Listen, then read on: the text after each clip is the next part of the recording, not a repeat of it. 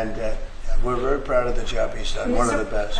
Kara Castro from Lindell TV. How are you today, sir? Democrats like Bernie Sanders and Elizabeth Warren continue to peddle the lie and the claim that you're trying to cut Social Security, despite your repeated promises to protect it.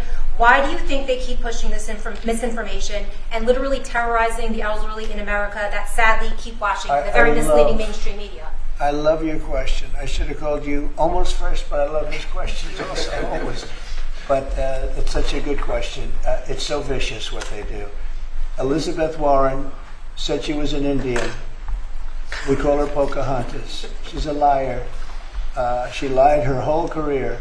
Based on the fact that she was an Indian, she was able to get into certain colleges, get certain jobs, get into certain universities to work there. She's a liar and a mean person. She's a nutjob. I watched her the other night. She's all hopped up endorsing a communist in New York City.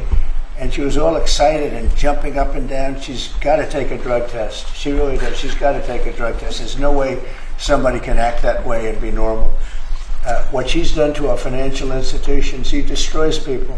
Do you know that you had a lot of great banks in the Midwest and banks that loaned to farmers and others, and they went out of business? She put them out of business. Stone cold mean. Banks that were open 150 years, family banks that supplied the farmers and manufacturers and others, and she put them out of business. She's a mean, horrible human being. Bernie Sanders is Bernie Sanders. I don't mind him so much. He's just a liberal guy, very liberal guy. He's a wacky guy. He's still sharp. I got to tell you, he's 86 or 87 or something. He's still sharp. You compare that to Joe Biden, it's, sort of what happened. So I don't mind Bernie Sanders. With him, you know what you're getting. You're getting a guy, he's a nasty guy, but he's somebody that, I don't know if I call it a fastball, but he's able to throw the ball pretty well.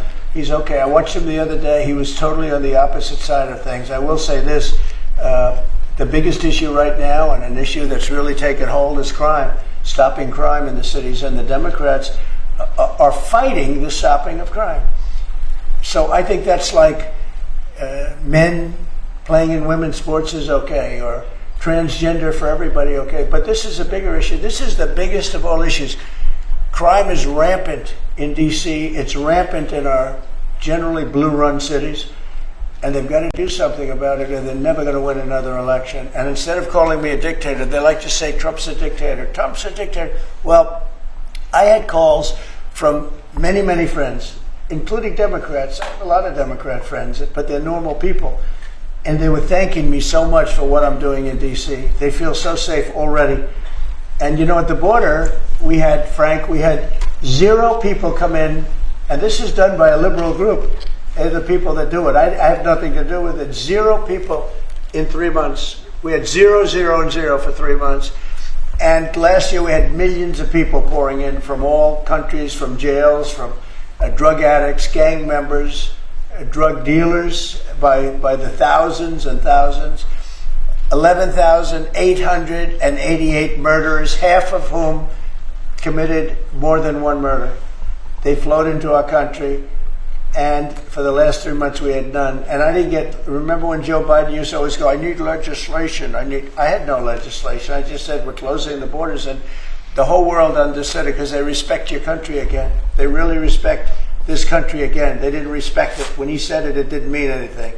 But now they know it meant a lot. And Mexico does what we tell them to do, and Canada does what we tell them to do, because we had the 2 borders. We have the northern border, southern border, and they were both horrible. But now it's some people say it's a miracle. Well, what Frank has done with Social Security also is something very special. But what we're doing with crime, which will be your next question, I guess, that's because everyone's they're afraid. Half of the people here, maybe all of the people here, most of you live in D.C., you are petrified to go out. And you're liberal, and if you're liberal, you're going to have to change. You're Democrats, you're going to have to change your ways. So we will have crime under control very shortly in D.C., but they're record numbers, and sadly what I guess the mayor did, but whoever it was, they asked the numbers to be fudged so that it would show less crime than the fact. The fact is it's worse than it's ever been, and we will have it just like we did at the border, where with borders are totally in great shape right now, the best ever, record-setting shape. We'll have the crime situation solved in D.C. very soon.